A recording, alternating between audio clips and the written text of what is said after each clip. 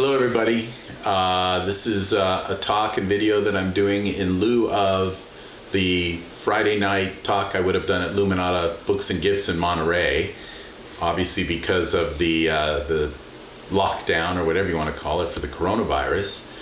So I thought I'd mention a little bit about that tonight, and then we're going to do a little bit of journeying, a little talk about the spring equinox here. So with regard to the coronavirus, my tracking of it from the shaman's perspective is that to some degree we're getting what we, in a sense, have been asking for, some of us for decades, in terms of, how we're living, how we're dealing with nature, right? So to some degree this has addressed climate change a little bit, right? Because we're not moving around as much, we're not flying. There's some interesting things going on with the economy as a result of all of this. Obviously, these transitions are difficult. And to me, I've often said there's always an easy way and a hard way to do everything. And, if we'd made perhaps some changes in our policies and so on over the last, several decades, when we knew things were a little bit out of balance, maybe we would have been able to do this the easier way, the more graceful way. But the universe always answers our prayers, in a sense, and it isn't always the way that we expected or wanted. It's not always comfortable. So it looks like to some degree we're, it's happening, and it's forcing us, right, to stop and look and think about what we're doing and how we're living. And we'll see what changes come from it. And it's a bit of a wake-up call in a lot of ways, right? So I just hope you look at it that way. I hope you recognize that, obviously we'll get through it. Nature really does conspire to help us ultimately. Our bodies, for the most part, are capable of reacting to these adverse events.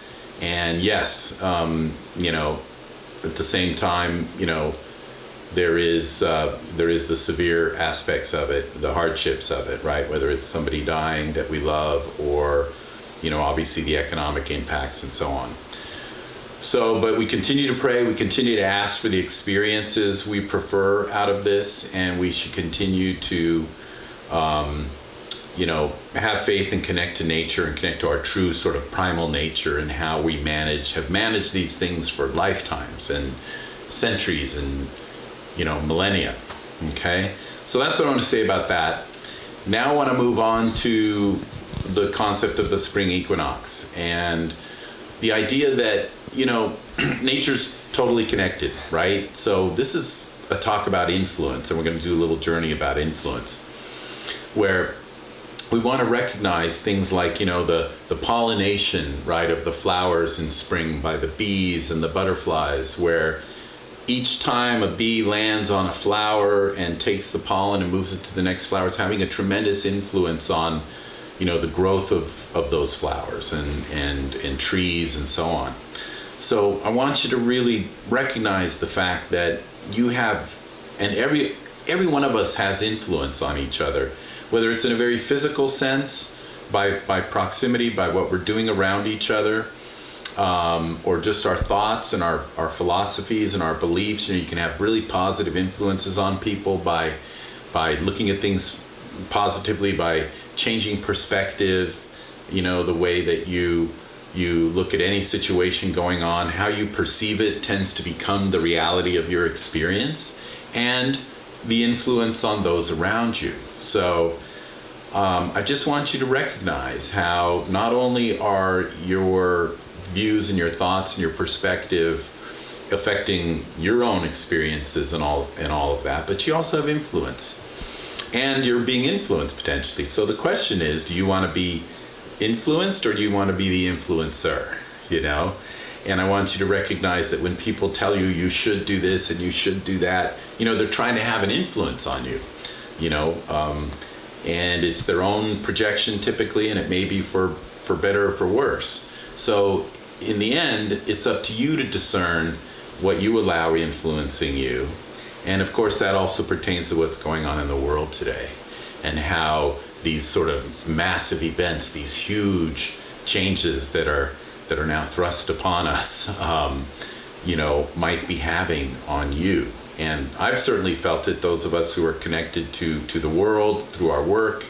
I've gone through huge gyrations over the last, couple of months of all the feelings and emotions and fears and anxieties and stress. And so I believe that's normal to a large degree. And, the question then becomes, okay, now I want to turn it around. I want to decide how to experience this and hopefully have an influence on those around me and on the collective. So I want to do a little journey. I'm going to be rattling for a little bit and just have you, explore on the deeper mythic and energetic levels those influences. All right, so I've already opened space, and it's always a good idea to do that for yourself, acknowledge the directions. And so I'm just going to start rattling and guide you a little bit on a journey of strengthening your own role as influencer of your own experience and in a positive way of those around you and of the world, and mitigating the negative influences on you. So here we go. Just take a few deep breaths in through your nose and out through your mouth.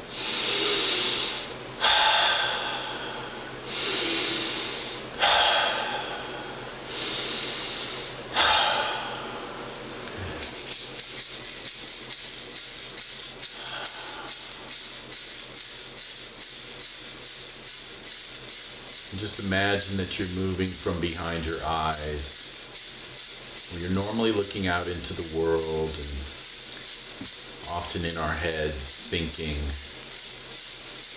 often too much. Allowing our brains to relax a little bit, to step into the unknown and the unknowable and find some comfort there. Surrendering, letting go of the need to know. And just drop down through your throat and into your heart.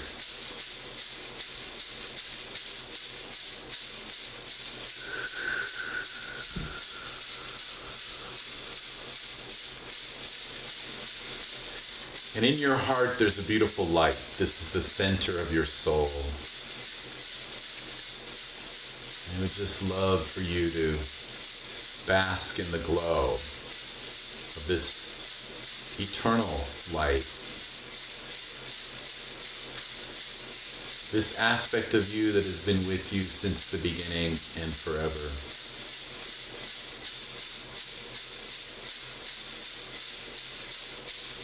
This part of you that has seen lifetimes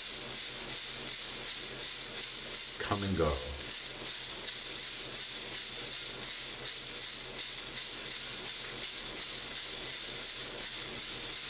That always enjoys coming back to the theater for the magnificent beauty and contrast that it offers.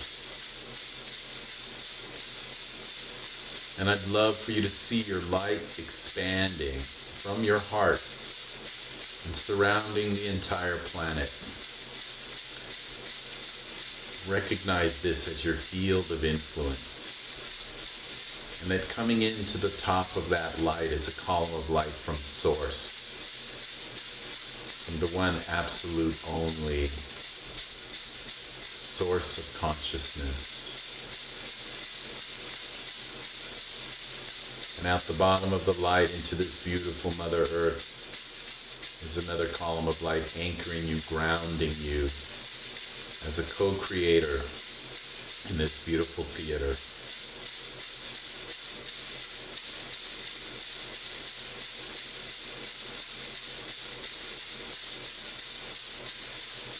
And I want you to notice that as you think thoughts of beauty and appreciation and love for all experiences, painful, pleasurable,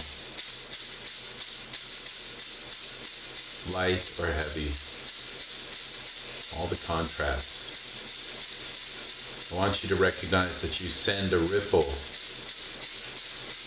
out from your heart, out into the world, surrounding the world.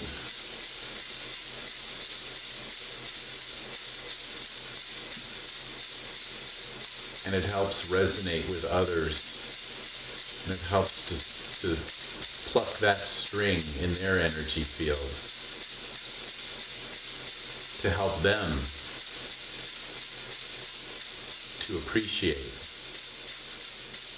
all that is happening, and to feel the expansiveness of the big picture, the eagle's view,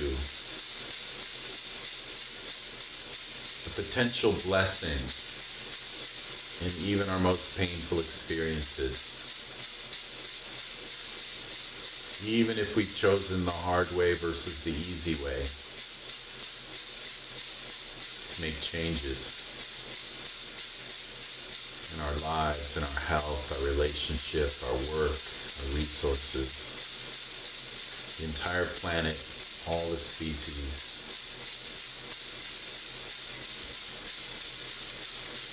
That it's still a beautiful creation, a beautiful time to be a conscious being, connected to the source and to the earth.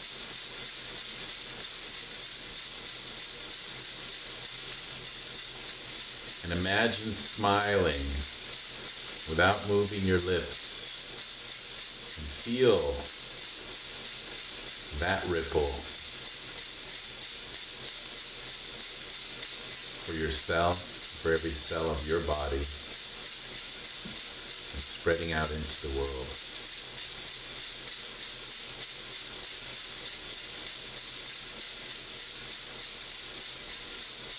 And for the loved ones that you may not be able to visit now, send a ripple of love and appreciation to them. They will feel it. Even whether they are physical or non-physical, they will always receive the influence, they will receive the love and the beauty and the appreciation that you send them. So do that now.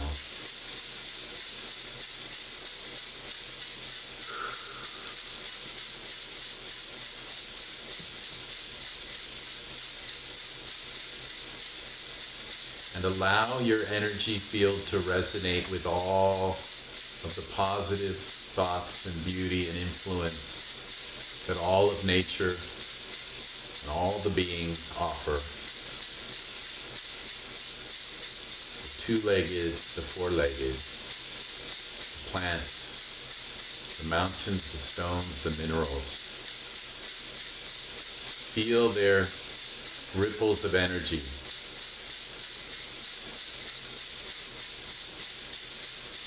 Helping to influence your energy field and bring it to that vibration, that resonance. And anything that doesn't match that, any influence coming to you in any other way, any negativity, any fear, it just dies in your energy field. It doesn't cause any resonance. It doesn't have any influence on you.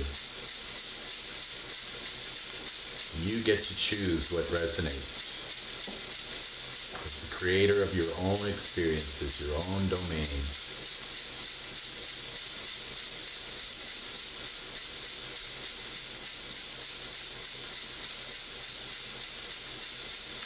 And so together we see the beauty of nature in all her forms. And we bless it and we receive the blessings of that. In all ways, all contrasts. So it is. It is done, it is done, it is done.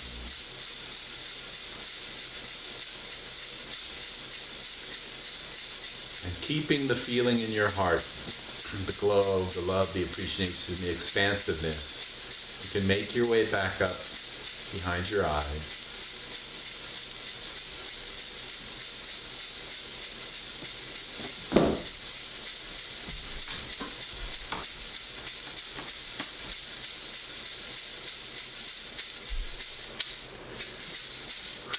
Taking a deep breath, simply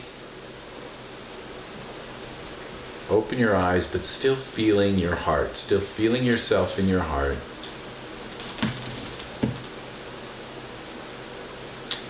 And keeping that feeling, no matter what you're thinking about, no matter what you do, allow your heart to dominate your mind. Know that your thoughts are not the be-all, end-all. They are limited. And what you know in your body and in your heart is the truth.